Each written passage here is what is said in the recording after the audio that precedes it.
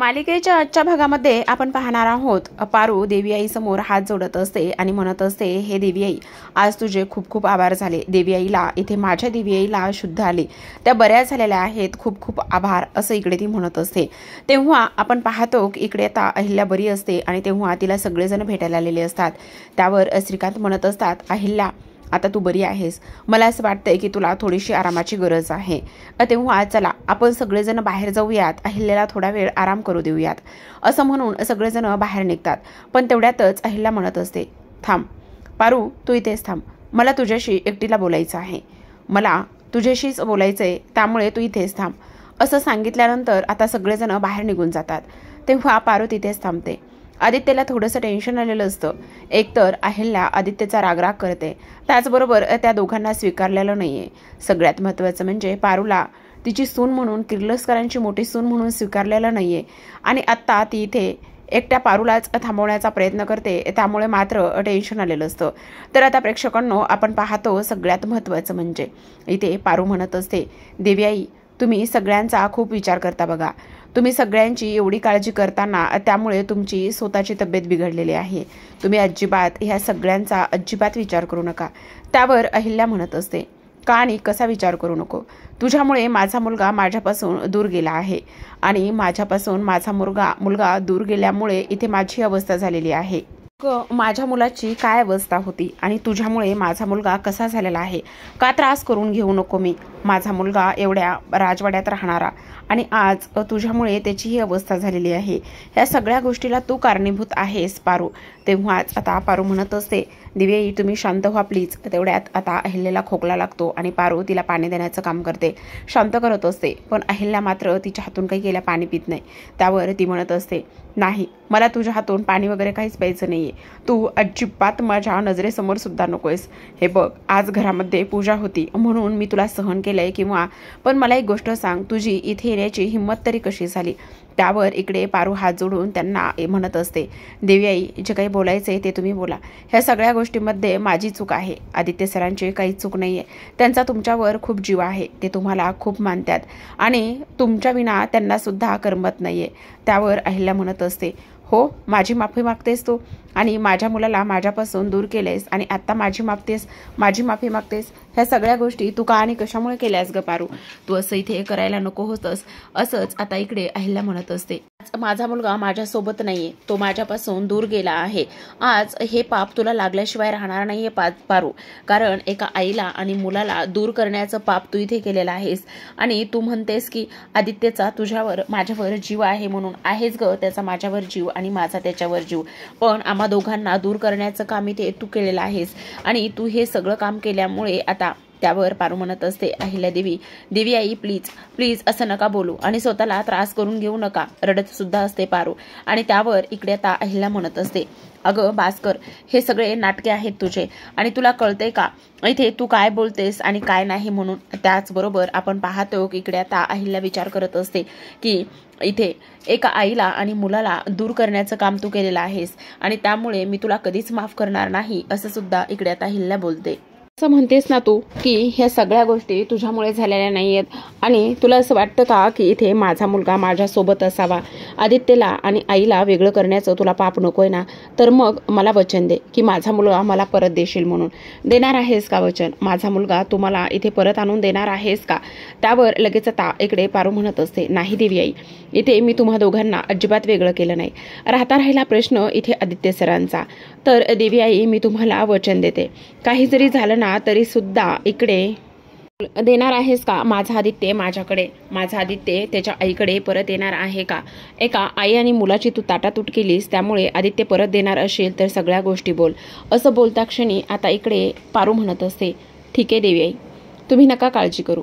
हे बघा राहिला प्रश्न आदित्य सरांचा, तर येणाऱ्या पुढील 7 दिवसामध्ये आदित्य सर तुमच्या जवळ असतील, या घरामध्ये असतील. तेव्हा लगेच आता इकडे अहिल्या म्हणत असते, हे बघ मारुतीला मी भाऊ मानलं होतं, मारुती त्याचा इमान आणि शब्दाचा पक्का होता, काही जरी झालं तरी सुद्धा त्याने त्याचा शब्द कधीच मोडू दिला नाही. मग त्याचं रक्त तुझ्या अंगामध्ये आहे आणि त्यामुळेच मी असं म्हणते की तू नक्कीच ह्या सगळ्या गोष्टीचा एकदा विचार करशील आणि तू दिलेल्या त्या शब्दावरती इथे मी विश्वास ठेवेल. त्यावर अहिल्या म्हणत असते. पण एक गोष्ट मात्र नक्की आहे आणि ती म्हणजेच की या घरामध्ये फक्त आणि फक्त इथे माझा मुलगा आदित्यच परत येणार आहे आणि तो फक्त त्याच्या आईसाठीच परत येणार आहे असं म्हणता क्षणी आता इकडे पारू म्हणत असते, देवी आई तुम्ही नका काळजी करू. काही जरी झालं ना तरी सुद्धा मी तुम्हाला वचन देते, येणाऱ्या पुढील 7 दिवसामध्ये आदित्य सर तुमच्यासोबत तुमच्या जवळ असतील. देवी आई तुम्ही म्हणाल तसंच होईल, नका काळजी करू. तुम्ही म्हणाल तसंच आदित्य सर तुमच्याकडे असतील, येते मी. असं म्हणूनच आता पारू तिथून अहिल्याला हे वचन देऊन निघून गेलेली असते. इकडे आता बाहेर सगळेजण वाट पाहत असतात पारूची. अहिल्या पारूबरोबर काय बोलेल काय सांगेल ह्या गोष्टी त्यांना पाहायच्या असतात म्हणूनच वाट पाहत असतात. आता अहिल्याच्या खोलीतून पारू बाहेर आलेली असते. बाहेर येते तेव्हा आदित्य आणि प्रिया धावतच तिच्याकडे जातात आणि तिला विचारतात, पारू काय झालं? आई तुला ओरडली का? आई तुला काही बोलली का? प्लीज सांग ना, काय झालेलं आहे पारू? प्लीज, आई चिडली का तुझ्यावर? आई तुला काही बोलली का, ओरडली का? तेव्हा लगेच आता पारू जे काही आतमध्ये झाले ते कोणालाच सांगत नाही. ती म्हणत असते, अरे तुम्ही सगळेजण शांत व्हा ना प्लीज. किती आणि काय काय बोलताय, किती कसला विचार करताय, प्लीज जरा शांत व्हा. हे बघा देवी आई मला काहीही बोलल्या नाही किंवा देवी आई माझ्यावर अजिबात ओरडल्या नाही. तेव्हा कसं काय ओरडली नाही? नेमकं काय झालंय ते खरं खरं सांग. तेव्हा लगेच आता इकडे पारू म्हणत असते, उलट देवी आईने माझं कौतुक केलं, त्याचबरोबर देवी आई माझ्यासोबत खूप प्रेमाने वागल्या. असं म्हणता क्षणी आपण पाहतो की इकडे काय खरंच आई तुझ्यासोबत प्रेमाने वागली? हो तर मी तुम्हाला अगदी बरोबर सांगते, देवी आई माझ्यासोबत खूप प्रेमाने वागलेल्या आहेत आणि त्या मला म्हणाल्या की सगळं काही ठीक होईल, तुम्ही नका काळजी करू. इकडे लगेचच आदित्य म्हणतो, पारू खरं खरं सांग, खोटं बोलत नाहीयेस ना? तेव्हाच पारू म्हणते, का आणि मी का आणि कशामुळे खोटं बोलेल? मी अजिबात खोटं बोलत नाही. मी ज्या गोष्टी घडल्यात त्याच गोष्टी मी इथे तुम्हाला सांगते. इकडे तिला लगेच ते आठवत असतं. इकडे अहिल्याने तिच्याकडून जे वचन घेतलं ते तिला आठवत असतं. अहिल्याने वचन घेतलेलं असतं की एका आई आणि मुलाला ताटातूट केल्याचं पाप तुला लागलेलं आहे. जर तुला एवढंच काही वाटत असेल तर आई आणि मुलाला तू एकत्र आण असं वचन घेतलेलं असतं आणि तेव्हा पारूने सुद्धा तिला ते वचन दिलेलं असतं. तर आता प्रेक्षकांनो आपण पाहतो की इकडे आता पारूला हे सगळं आठवतं आणि तेव्हा पारू म्हणत असते, तुम्ही नका काळजी करू, आदित्य सर चला. आणि देवी आई सुद्धा आता लवकरच इकडे बऱ्या होतील, काळजी करण्याची काही गरज नाही. तर आता इकडे अहिल्या आता एवढं सगळं पारूबरोबर चांगलं वागली असेल का ह्या गोष्टी ह्या लोकांच्या मनात असतात. पण पारूने मात्र आतापर्यंत ही कोणतीच गोष्ट कोणाला सांगितलेली नसती. तेव्हा पारू म्हणत असते, आदित्य सर काळजी करू नका, काही जरी झालं ना तरी सुद्धा येणाऱ्या काही पुढील दिवसांमध्ये इथे देवी आई आणि तुम्हा दोघांना मी एकत्र आणल्याशिवाय राहणार नाही. तुम्ही लवकरच इथे दोघे सुद्धा एकत्र येणार असं सुद्धा इकडे आता ती बोलत असते. तेव्हा प्रेक्षकांनो आपण पाहतो की आता श्रीकांतच्या पारू आणि आदित्य पाया पडत असतात आणि आशीर्वाद घेऊन ते तिथून निघून जात असतात. आता जेव्हा ती दोघं तिथून निघून जातात तेव्हाच आपण पाहतो की इकडे वाटेनेच चालत असताना आदित्य विचारत असतो, पारू खरं खरं मला सांग. तेव्हा पारू म्हणते, काय झाले? नाही तरी सुद्धा मला खरी गोष्ट सांग, इथे आई तुझ्याशी काय बोलली? म्हणजे आई तुझ्याशी चांगलं बोलली ही गोष्ट मला इथे समजतच नाहीये. असं म्हटल्यानंतर आता आपण पाहतो की इकडे ती म्हणत असते, अहो खरंच आदित्य सर, मी तुम्हाला अगदी खरं सांगत आहे. ज्या काही इथे देवी आई आहेत ना त्या अगदी बरोबर बोललेल्या आहेत. आणि त्याहूनही सगळ्यात महत्त्वाची गोष्ट तुम्हाला सांगू, आता येणाऱ्या पुढील काही दिवसामध्ये लवकरच तुम्ही दोघेजण सुद्धा एकत्र असणार आहात आणि लवकरच इथे तुम्ही एकत्र असणार आहात. तेव्हा आदित्य म्हणतो, खरंच अगदीच मला असं वाटतंय की ह्या सगळ्या गोष्टी अशाच व्हायला पाहिजेत. काही जरी झालं ना तरी सुद्धा इथे आईने तुझा सून म्हणून स्वीकार केला तो दिवस माझ्यासाठी खूपच जास्त आनंदाचा असणार आहे. आणि तेव्हा आपण पाहतो की इकडे आदित्य म्हणत असतो, पण मी एका पॉईंटला खूपच जास्त घाबरलेलो होतो, कारण इथे आईची तब्येत अशी झाली आणि तेव्हा तू आतमध्ये गेलीस आणि आईने तुला इथे थांबायला सांगितलं, त्यामुळे मला तर खूपच टेन्शन आलं होतं असं सुद्धा आता इकडे तो बोलत असतो. तर इकडे पारू त्याला समजावण्याचं काम करते. ती म्हणत असते, हे बघा आदित्य सर, किती काळजी करताय आणि किती कसल्या गोष्टीचा इथे विचार करताय. एवढ्या ह्या सगळ्या गोष्टीचा अजिबात विचार करू नका. काही जरी झालं ना तरीसुद्धा तुम्ही आणि इकडे देवी आई लवकरच एकत्र असणार आहात. मी तुम्हा दोघांना लवकरच एकत्र आणणार आहे. तेव्हाच आता इकडे आदित्य म्हणत असतो तो दिवस लवकरच येवो. तर आता आपण पाहतो की इकडे पारूने आदित्यची मनधरणी केलेली असते आणि त्याला व्यवस्थित सगळ्या गोष्टी समजावून सांगितलेल्या असतात. तर आता इकडे दुसऱ्या बाजूला दिशा आणि दामिनी बोलत असतात. दिशा दामिनी बोलत असताना आता इकडे सगळ्यात महत्त्वाचं म्हणजे आता इकडे दामिनी म्हणत असते, मला तर विश्वासच बसत नाही ह्या सगळ्या गोष्टीवरती. म्हणजे बघ ना, हे कसं शक्य असू शकतं. इकडे सगळ्यात महत्त्वाचं म्हणजे जी काही अहिल्या आहे, अहिल्याने इथे कसं काय माफ केलेलं असू शकतो हेच मला इथे समजत नाही. ह्या सगळ्या गोष्टी होणं अजिबात शक्य नाही असं सुद्धा इकडे ती म्हणत असते. तेव्हा आपण पाहतो की आता दिशा म्हणत असते, नाही असं व्हायलाच नको. कारण जर पारू म्हणते तसं जर झालं असेल तर, आणि इकडे तर आपण दामिनी मरणाचे इथे स्वप्न पाहतोय आणि सगळ्या प्रॉपर्टी आपल्या घशामध्ये घालण्याचे इथे स्वप्न पाहतोय. मग ह्या सगळ्या गोष्टी जर अशा होत असतील तर मग काय करायचं. तेव्हाच आता दामिनी म्हणत असते, नाही नाही, अजिबात अजिबात ह्या सगळ्या गोष्टी इथे अशा व्हायला नकोत. काही जरी झालं ना तरी सुद्धा इकडे ती पारू या घरामध्ये परत यायला नकोय. जर पारू या घरामध्ये आली तर खूप मोठा प्रॉब्लेम इकडे होऊ शकतो. तेव्हाच आता इकडे आपण पाहतो की लगेचच जी काही दामिनी आहे ती म्हणत असते, पण मला एक गोष्ट कळत नाही, वहिनी एवढ्या लवकर कसं काय माफ करू शकतात. नाही नाही, अजिबात माफ करू शकत नाही. त्यावर लगेचच आता दिशा म्हणते, जर ती ह्या घरामध्ये आली ना तर आपल्याला मोलकरीणच व्हावं लागणार आहे. तेव्हा लगेच आता दामिनीला स्वप्नच पडतं की आपण मोलकरीण वगैरे झालो आहे की काय. नाही नाही नाही नाही, आपल्याला मोलकरीण वगैरे अजिबात व्हायचं नाही असा इकडे ती विचार करत असते. आणि जेव्हा स्वप्न पाहते तेव्हाच इकडे पारू ह्या दोघींना किचनमधली कामं करायला लावत असते. त्याचबरोबर किचन साफ करणं, इतर बऱ्याच गोष्टी करणं हे सगळं काही ती इथे सांगण्याचा प्रयत्न करत असते. थोडी जरी दामिनी बसली तरी सुद्धा हातामध्ये लाटणं घेऊनच पारू सगळ्या गोष्टी व्यवस्थित करण्यासाठी तिला सांगण्याचं काम करत असते. तर आता इकडे दामिनी म्हणत असते, नाही नाही नाही, अजिबात नाही, अजिबात मला मोलकरीण व्हायचं नाही. जर पारू ह्या घरामध्ये आली तर आपण मोलकरीण होऊ. आता दिशा म्हणत असते, ती गावाकडची मुलगी आहे आणि त्या गावाकडच्या मुलीला ना कसं हँडल करावं, कसं काय करावं ना ह्याच मला गोष्टी कळत नाहीत. काही जरी झालं ना तरी सुद्धा इकडे त्या मुलीला मी इथे जिंकू देणार नाहीये. ती गावाकडची आहे. त्यावर लगेचच दामिनी तिला मनातच म्हणत असते, म्हणजे मी सुद्धा गावाकडचीच आहे आणि मी सुद्धा गावाकडची आहे तर मग ही जरा मलाच बोलत आहे का ह्या सगळ्या काही गोष्टी. हिने मला नाही बोलायला पाहिजे आणि जर ही मला असं बोलत असेल तर खूपच मोठा प्रॉब्लेम इकडे होऊ शकतो असं सुद्धा आता इकडे ती बोलत असते. त्याचबरोबर आपण पाहतो की आता जी दामिनी इथे अहिल्या आहे तिच्या खोलीमध्ये असते आणि अहिल्या खोलीमध्ये असताना पारूने दिलेलं वचन तिला आठवत असतं. काही जरी झालं तरी सुद्धा इकडे आदित्य सर तुमचेच आहेत आणि आदित्य सर तुमचेच असल्या कारणाने तुम्हा दोघा मायलेकांची मी ताटातूट होऊ देणार नाही. येणाऱ्या 7 दिवसामध्ये इथे मी तुम्हा दोघांना एकत्र आणेल असं सुद्धा इकडे सांगण्यात आलेलं असतं. तेव्हाच आपण पाहतो प्रेक्षकांनो की आता अहिल्या इकडे पारूचं खरं तर तिला कौतुक वाटत असतं पण मन मानायला मात्र तयार नसतं. पण मी कसं मानणार, कारण काही जरी झालं ना तरी सुद्धा इकडे तिला हा मान द्यायचाच नाहीये असं सुद्धा तिच्या मनामध्ये असतं. तर आता प्रेक्षकांनो आपण पाहतो की इकडे दुसऱ्या बाजूला श्रीकांत आता अहिल्याच्या खोलीमध्ये आलेले असतात. जेव्हा श्रीकांत अहिल्याच्या खोलीमध्ये येतात आणि तेव्हा ते म्हणत असतात, अहिल्या तुला बरं वाटतंय ना आता, आणि मला एक गोष्ट सांग, पारूसोबत तुझं काय बोलणं झालेलं आहे. म्हणजे पारू म्हणत होती की तू तिला प्रेमाने बोललेली आहेस. तेव्हाच इकडे अहिल्या तोंड वाकडं करते आणि तिला राग आलेला असतो.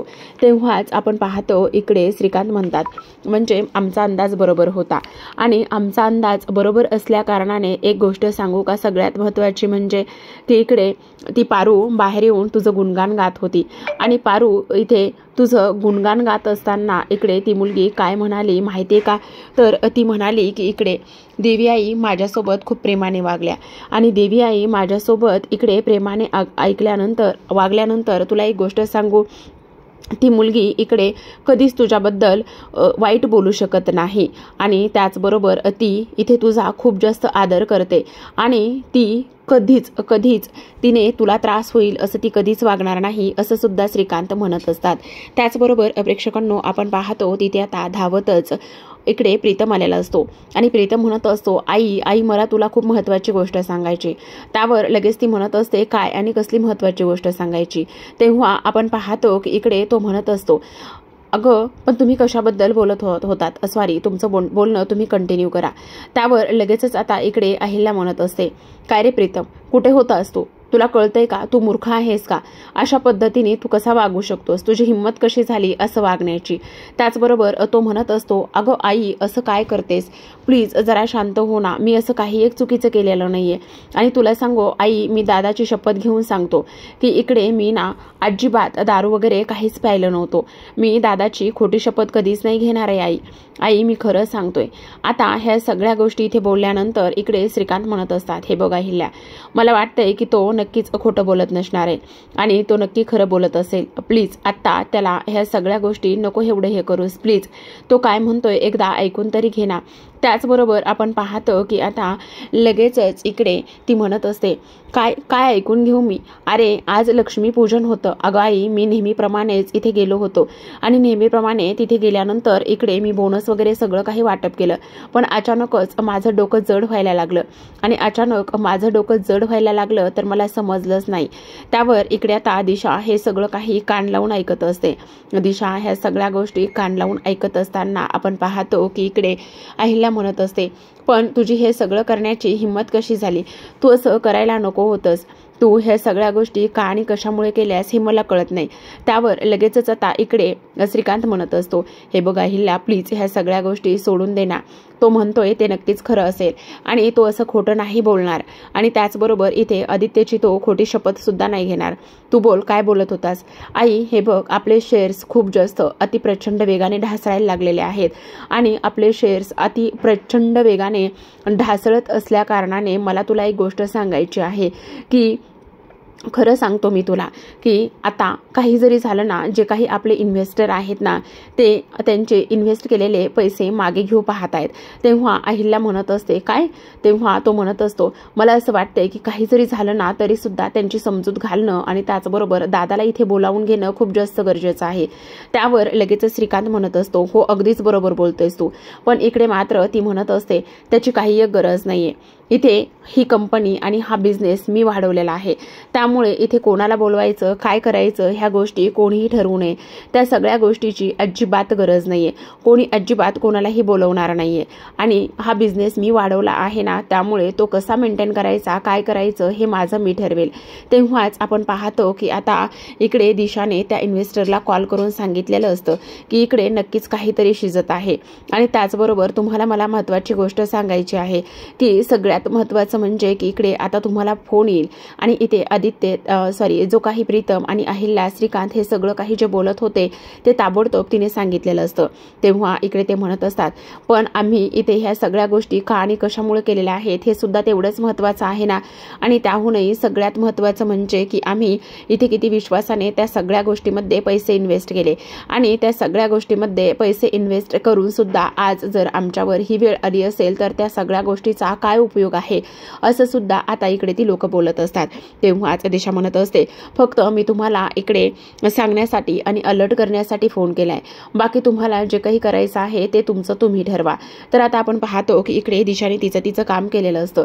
आता ती म्हणत असते, आता इथून पुढे खरी मजा येणार आहे, काही जरी झालं ना तरी सुद्धा आता खरी मजा येईल की आता ह्या कंपनीमध्ये कोण पैसे इन्व्हेस्ट करते आणि कोण काय करते हेच मला पाहायचंय. तर आता प्रेक्षकांनो आपण दुसऱ्या बाजूला वळूयात. दुसऱ्या बाजूला आपण पाहतो की इकडे आता जो काही आपला प्रीतम आहे तो इथे बोलत असतो. तो म्हणत असतो की नाही, काही जरी झालं ना तरी सुद्धा मला असं वाटतंय की उद्याच्या त्या मीटिंगला आपण दादाला बोलवलं पाहिजे आणि दादा जर आला आणि त्या इन्व्हेस्टरवाल्यांशी बोलला तर सगळं काही व्यवस्थित होईल. पण त्यावर श्रीकांत म्हणत असतात, हे बघ प्रीतम, इथे तू जे काही करशील ते अगदी योग्यच करशील याची मला खात्री आहे, त्यामुळे माझा तुझ्यावर पूर्ण विश्वास आहे. तू जे करशील ते अगदी योग्य करशील. हाच इकडे आता प्रीतम म्हणत असतो, हो पण आईला कसं काय मॅनेज करायचं. त्यावर श्रीकांत म्हणत असतात, तू नको काळजी करूस, पण आता इथे आपली कंपनी वाचणं, शेअर्स वाचणं हे सगळ्यात जास्त महत्त्वाचं आहे. काहीही करून इकडे अहिल्याच्या हट्टापायी आपली कंपनी ते डुबायला नको, किंवा ती इथे अगदीच तिचं नुकसान होता कामा नये, आपले इन्व्हेस्टर पळून जाता कामा नयेत. आणि तेव्हा प्रीतम म्हणत असतो, हो बाबा तुम्ही नका काळजी करू, मी दादाशी बोलून घेतो. तर आता इकडे मात्र श्रीकांत विचार करत असतात, काहीही झालं तरी सुद्धा अहिल्याला ह्या गोष्टी पटतील का नाही. उद्या जर आदित्य इथे मीटिंगमध्ये आला तर अहिल्या कशी रिॲक्ट करेल आणि पुन्हा त्याचा अपमान करेल का, ह्याची खूप जास्त श्रीकांतला भीती वाटत असते. तर प्रेक्षकांनो, पाहत रहा पारू.